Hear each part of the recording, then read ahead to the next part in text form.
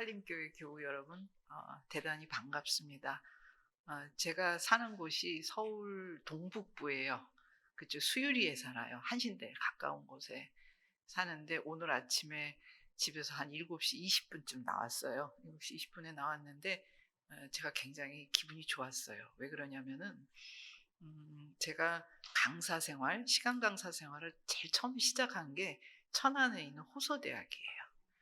그게 80년대 한 중반쯤 됐거든요. 그러니까 그때는 박사학위 없어도 석사학위만 있어도 강사할 수 있었어요. 박사가 별로 없어 가지고. 지금은 뭐 박사들이 굴러다니는 시대지만은.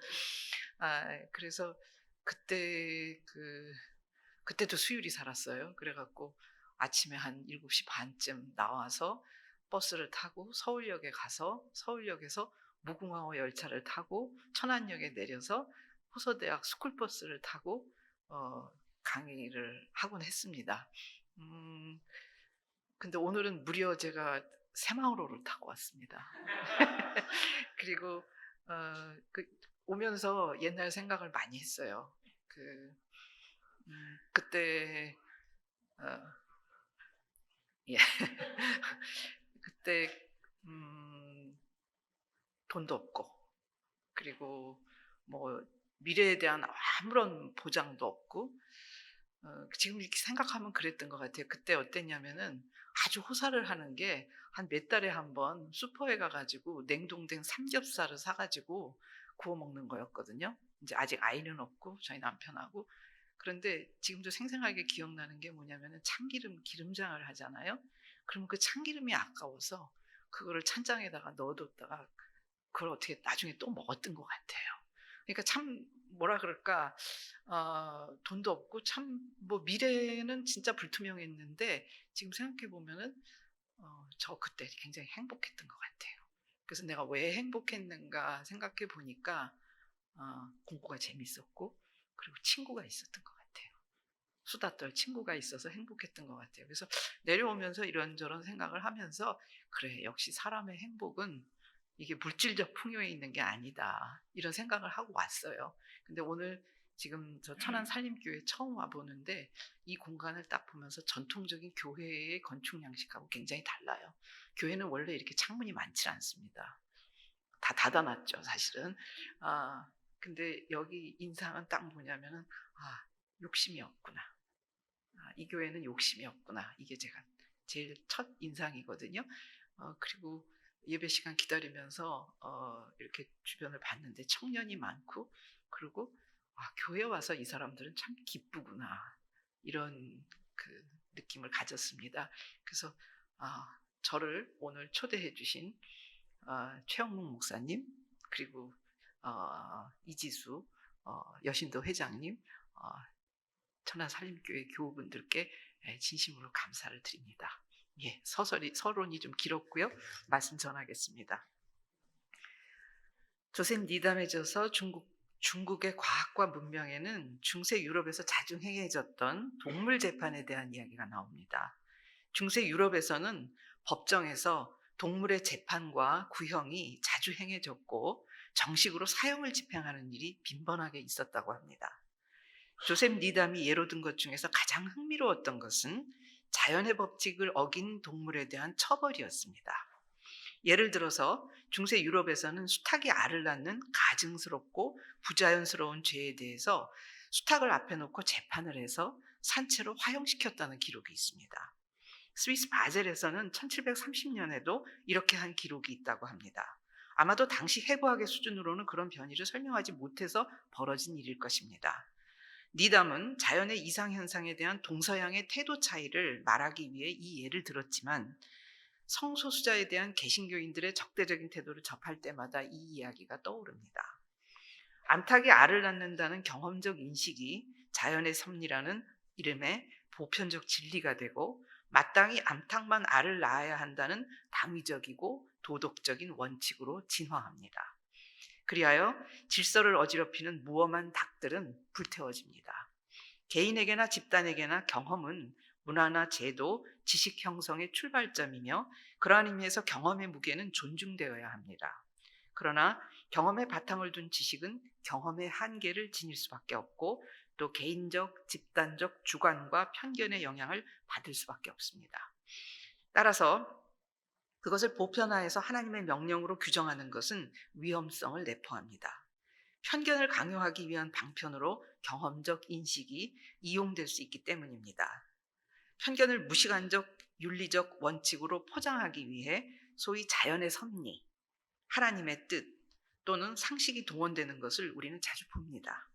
암탉이 알을 낳는다는 것은 경험적인 진실일 뿐 생명체가 모두 암수로만 구성되어 있는지, 암수의 구별을 어떻게 하는지는 자명하지 않습니다. 그리고 자명하지 않은 것을 자명한 듯이 강요할 때 소수자나 예외적인 집단은 산채로 불태워진 저 불쌍한 수탉의 신세가 됩니다. 인식론적으로나 물리적으로나 간단히 그것은 폭력입니다. 오늘날 인류학자들은 모든 인간 사회가 이성애적인 것은 아님을 밝혀주었고, 동물 행동학자들은 포유류, 특히 사회생활을 하는 영장류들이 번식을 위한 짝짓기 이후까지 이성애적 생활을 지속하지는 않는다는 사실을 밝혀주었습니다. 생물학적 번식은 당연히 이성애적이지만 사회를 구성하는 원리가 반드시 이성애적인 것은 아니라는 것입니다. 인간 역시 후손을 낳고 공동체를 유지하기 위해 결혼이 중요하기는 하지만 모든 시대 모든 사회에서 이성의 중심주의, 이성의 문화가 지배적이지는 않았습니다. 중세 기사들의 우정, 고대 철학자들 사이의 우정에는 에로틱한 표현과 행위가 넘쳐납니다. 학자들의 연구 결과는 이성의 중심주의와 거기 근거한 성소수자 억압이 인간 본성이나 신적 창조 질서의 근거에 있다는 본질주의적 이해에 반합니다. 인간 사회가 지속하기 위해 이성애를 통한 재생산이 이루어져야 한다는 것은 생물학적 기본 조건일 수밖에 없지만 이성애 문화는 본질적이고 신적인 질서가 아니라 역사적인 현상입니다. 기독교는 이성애만이 하나님의 창조 질서에 따른 유일하고도 지배적인 성애의 형태라고 규범화하고 다른 성애의 형태들을 억압하는 데 일조했지만 기독교에 의해 이루어진 이 과정 역시 하나의 역사적 현상입니다. 동성애는 동서고금을 막론하고 인간 사회에 존재해 왔습니다. 많은 동물이 동성애적 행위를 하며 거기에는 인간도 포함됩니다. 기독교적 언어로 말하자면 하나님께서 사람이나 동물이나 소수지만 동성애를 하는 생명체들을 허락하셨고 또 그렇게 창조하셨습니다. 생물학적으로나 인류학적으로 다수는 아니라도 동성애는 언제나 자연 생명세계 속에 그리고 인간의 삶 속에 자연스럽게 있어 왔습니다. 만일 동성애나 양성애가 소수지만 특정 집단 안에 존재하고 그들에게는 그것이 부자연스럽지 않다면 동성애자에게 이성애를 강요하는 것이야말로 자연의 이치와 하나님의 창조 행위를 거스르는 것이 아닐까요? 그것은 이성애자에게 동성애를 강요하는 것만큼이나 부자연스럽습니다. 세상에 남성과 여성만 있는 것이 아니라 다른 성도 존재하고 또 이성애만이 아니라 동성애가 존재한다면 남녀 양성 중심, 이성애 중심의 법과 제도, 문화는 그렇지 않은 소수 집단에게 그 자체로서 하나의 폭력으로 경험될 수 있습니다. 기독교의 경우 그러한 자연법적 원리가 하나님의 명령과 겹쳐지고 성 자체를 죄악시하는 경향이 더해지면서 성소수자에 대한 태도는 죄와 벌이라는 법적, 재판적 응징의 구도 안에서 작동하며 따라서 폭력성이 훨씬 증폭됩니다. 세속 법체계 안에서 동성애라는 성적 지향 자체가 범죄로 규정되지 않음에도 독자적으로 종교적 법체계가 작동하면서 동성애를 비롯한 성소수자의 성적 지향은 엄격히 죄로 규정됩니다. 이로 인해 근대 국민국가의 일원으로서 성소수자가 마땅히 누려야 할 법적, 사회적 평등권, 기본권을 부정하는 행동이 종교의 이름으로 정당화되고 권장됩니다. 우리 사회에서는 차별금지법 제정 문제와 관련해서 개신교인들이 보여준 행태에서 이런 현상을 확인할 수 있습니다. 현재 우리 사회에서 극우 개신교 집단은 우리 사회가 인간다운 사회로 발전해가는 것을 가로막는 장본인이지만 성소수자들과 관련해서도 그들의 자유와 평등을 가로막는 가장 큰 장애물입니다. 성소수자든 아니든 인간은 성적 존재로서 세상 안에서 살아갑니다. 심리학자들은 인간이 타인과 관계를 맺을 때 가장 중요한 계기이자 출발점이 되는 것이 인간 존재의 성적 층이라는 점을 밝혀주었습니다. 인간에게 성은 생식만이 아니라 삶의 전 차원과 관련됩니다. 성은 지극히 육체적이면서 지극히 정신적입니다. 그래서 성의식이 왜곡되거나 성적인 측면에서 억압받고 상처받을 때 인간은 전 존재가 흔들리며 영혼의 가장 깊은 곳에서부터 신음하고 고통스러워합니다. 그러므로 교회가 누군가의 성별 정체성과 성적 지향을 인정하지 않고 억압하는 것은 그 사람의 존재를 부정하고 그를 깊은 고통 속으로 몰아넣는 것입니다. 이 점에서 성소수자에 대해 교회와 사회가 어떤 태도를 갖느냐는 것은 개인과 사회의 도덕적 수준을 가늠하는 사안이며 영적인 문제입니다. 기독교인에게 이 문제는 하나님이 창조하신 다양한 세계 안에서 우리가 어떻게 예수 그리스도의 가르침에 따라 살 수 있는가, 성서가 가르치는 하나님의 사랑을 어떻게 누구에게나 공평하게 실천하며 살 수 있는가 하는 윤리적 실천의 문제입니다. 예수께서는 사람을 있는 그대로의 모습으로 사랑하셨고, 바울은 하나님은 사람을 외모로 평가하지 않는다고 했습니다. 예수께서는 이웃을 사랑하라고 했는데, 최근 대표적인 개신교 집단이 성소수자와 그들을 돕고 지지하는 사람들에 대해 취하고 있는 폭력적인 조치들은 이웃사랑이라는 복음의 원뜻에 배치됩니다. 이방인인 우리가 할례받은 유대인이 되지 않고도 하나님의 구원의 역사에 받아들여질 수 있었듯이 동성애자가 이성애자가 되지 않고도 교회와 사회의 온전하고도 평등한 일원으로 받아들여질 수는 없는 것일까요? 동성애자를 이성애자로 개조하고 나서야 온전한 신자로 받아들이겠다는 교회의 아집에서 할례를 고집했던 예루살렘 교회 유대주의자들의 모습이 어른거립니다. 특정 성적 지향을 죄악시하는 것은 오랜 종교적 문화적 전통의 근거에 있습니다. 전통과 경험, 관습에 근거한 만큼 쉽게 바뀌지 않습니다. 기독교의 경우 특히 성서가 그 근거로 내세워지기 때문에 더욱 완강합니다. 그러나 다른 한편으로 기독교는 이미 오래전부터 늘 새롭게 제기되는 시대적 도전을 통해 성서의 역사적 경험들을 재해석해온 전통이 있습니다. 당대의 윤리적 도전과 현실 인식에 입각해서 성서를 재해석해온 전통이 기독교 자체 안에 뚜렷하게 자리 잡고 있습니다. 보다 근본적으로는 성서 자체 안에서도 예수 자신과 바울이 구약 성서와 유대교 전통에 대해 해석학적 도전을 하고 있습니다. 예수께서는 병자를 고치고 죄를 용서하기 위해 안식일 계명을 어겼고 안식일 본문을 상대화했습니다. 하나님을 사랑하고 이웃을 사랑하라는 계명이 안식일 계명이나 정결법 규정보다 앞섭니다. 마가복음 2장에서 예수께서는 안식일에 밀밭 사이로 지나면서 미리삭을 자르는 제자들을 비난하는 바리새파 사람을 향해 안식일이 사람을 위하여 생긴 것이지 사람이 안식일을 위하여 생긴 것이 아니다 라고 말씀하십니다. 삶이 계명보다 우선합니다. 예수께서는 삶의 곤궁 속에 있는 한 사람 한 사람에 주목하고 그 곤궁으로부터 벗어나 생명을 구하고 존엄성을 지키는 것이 율법과 계명의 본뜻이라고 하셨습니다. 사람이 안식일을 위해 있는 것이 아니라 안식일이 사람을 위해 있다는 말씀은 전해져 온 히브리 성서 전통을 예수께서 자신의 삶의 경험에 근거해서 살아있는 말씀으로 재해석한 것이라고 할 수 있습니다. 문자적으로 보면 이때 예수께서는 안식일 규정을 무시하고 위반한 것이지만 문자적인 율법 규정이 아니라 구체적으로 땅에 발딛고 살아가는 사람의 삶과 행복을 해석의 출발점으로 삼음으로써 율법과 예언의 기본 정신에 더 가까이 다가간 것입니다. 또한 예수께서는 당시 유대 사회의 법체계에 의해 더러운 죄인이라고 낙인 찍혔던 사람들과 더불어 먹고 마셨고 그들을 하나님 나라로 초대했습니다. 법에 의해 더러운 죄인으로 낙인 찍힌 사람들을 하나님의 사랑에 의해 이웃으로 받아들였습니다. 예수의 하나님 나라 운동은 죄인을 이웃으로 바꾸는 사랑의 기적을 일으켰습니다. 예수는 기존 사회의 법과 통념에 의해 죄인으로 낙인 찍힌 사람들을 다시 한번 죄인으로 규정함으로써 다수성에 근거한 도덕적 우월감에 편승하지 않았습니다. 오히려 그들을 죄인으로 규정하기를 거부함으로 인간의 윤리의식이 지니는 상대성과 한계를 드러내고 법과 윤리가 근거해야 할 근원적 토대로서 하나님의 급진적인 사랑을 제시했습니다. 예수만이 아니라 바울 역시 전통을 자신의 경험에 입각해서 재해석했습니다.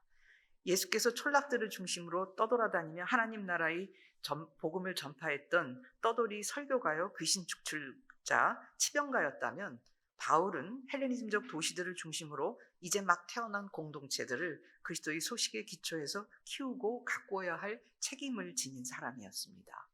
바울은 예수의 해방선언인 복음의 기본 정신을 그대로 유지하면서 달라진 상황 속에서 그 의미를 해석하고 실천하려 애썼습니다.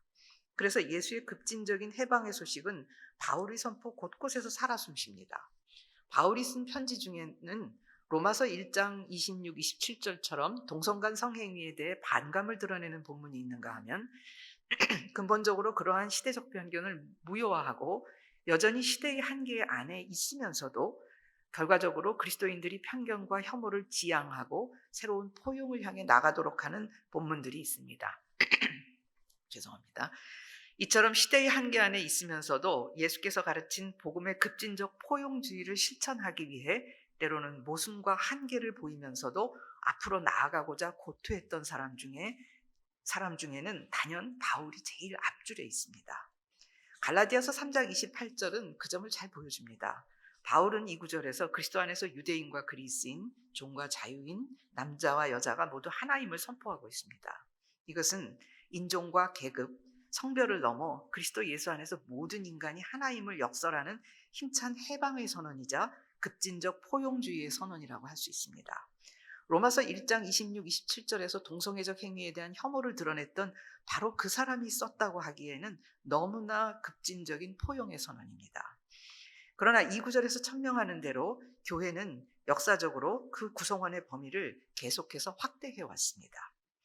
유대교 언저리에서 초기 기독교 공동체가 형성될 무렵 1차적인 포용의 대상은 이방인이었고 바울은 그의 전 선교 활동에 걸쳐 이방인이 조건 없이 동등한 공동체 성원이 될 수 있도록 하기 위해 예루살렘 교회와 갈등을 일으키고 맞서는 일까지 마다하지 않았습니다. 이방인을 위한 사도로 소명을 받은 바울은 할례 문제와 관련해서 마지막까지 예루살렘 교회와 갈등했습니다. 바울은 그리스도 안에 나타난 하나님의 보편적인 사랑은 이방인 신자에게 할례를 요구하지 않는다고 주장했습니다. 바울의 이러한 입장은 예루살렘 교회의 기둥 같은 사도들이 보기에는 성서를 무시하는 것으로 여겨졌을 것입니다. 그러나 바울은 이방인을 차별하는 것은 그리스도 안에 나타난 하나님의 보편적인 구원의 복음과 일치하지 않는다고 보았고 이러한 기본적인 확신에 따라 차별을 정당화하는 성서의 규정들을 따르지 않았습니다. 이것은 죽은 문자가 아니라 살아있는 영에 따라 성서를 해석한 것이라고 볼 수 있습니다. 이후 초기 기독교 역시 예수와 바울의 선례를 따라 주체적이고 능동적으로 성서를 해석했습니다.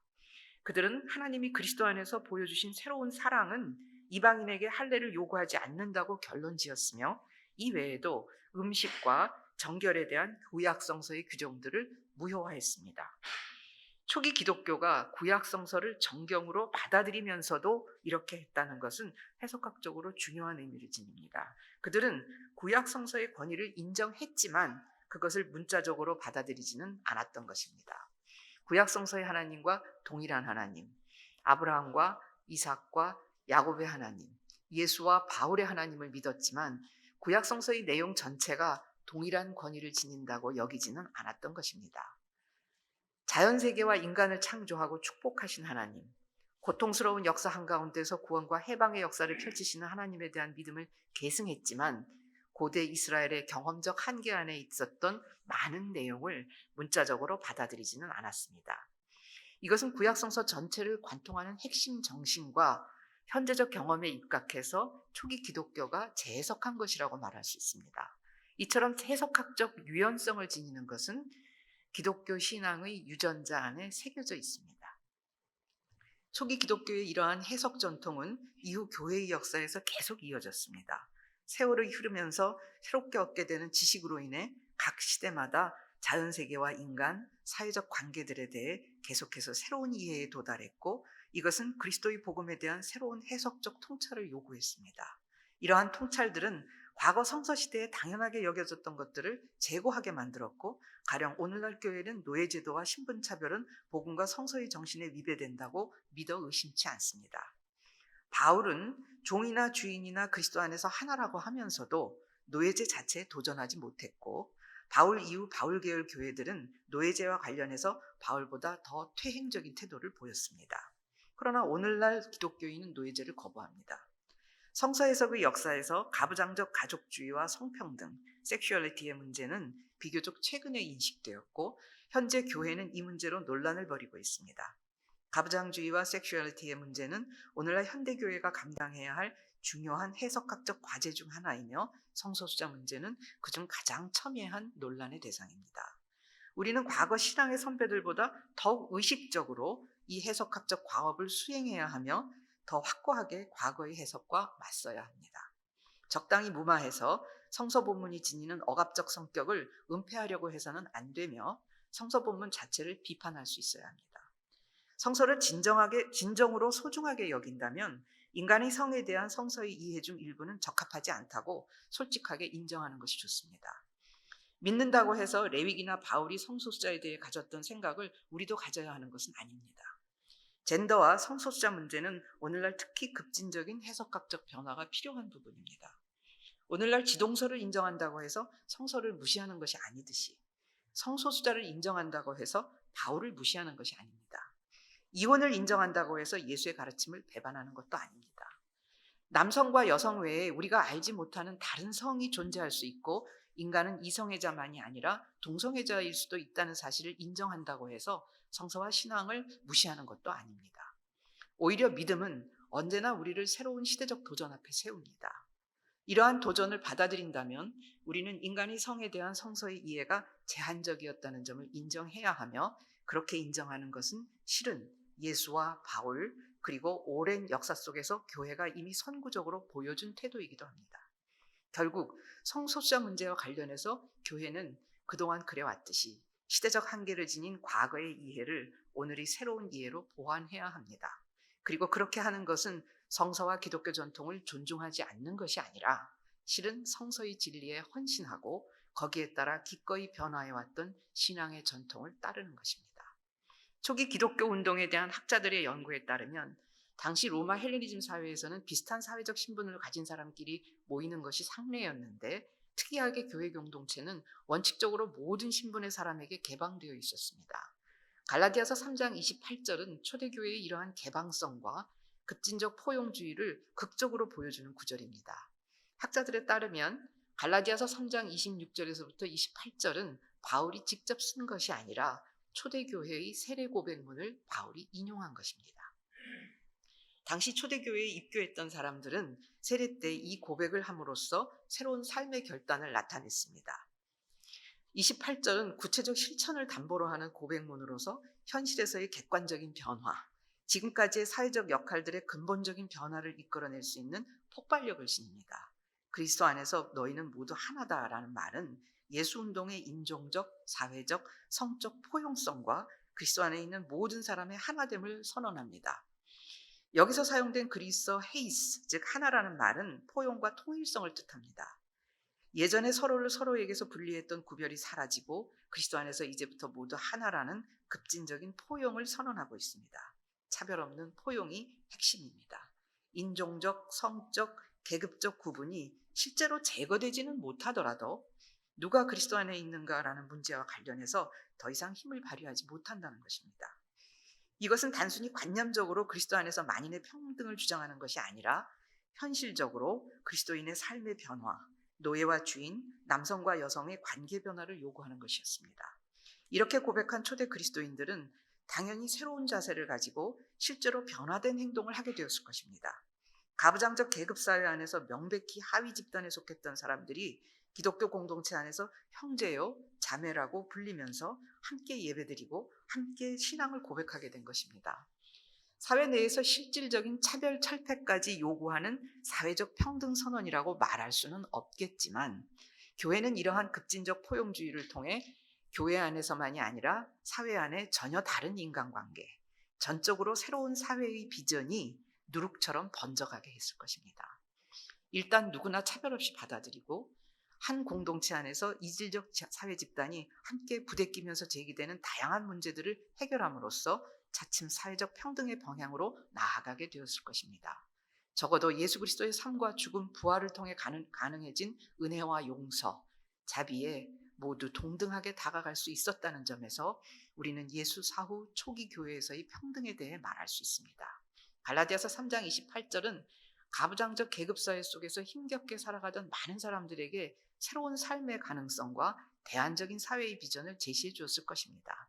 당시 노예나 여성은 이런 자유와 해방의 선포를 공연한 빈말로 들은 것이 아니라 진실로, 현실적으로 자신들이 삶의 해방을 가져다 주는 말로 이해했을 것입니다.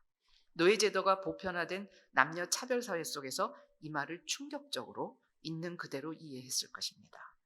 사실 예수의 삶과 초기 가정교회에서 실현된 평등한 제자직에 관한 기독교의 비전은 많은 노예와 여성을 교회로 이끌었습니다.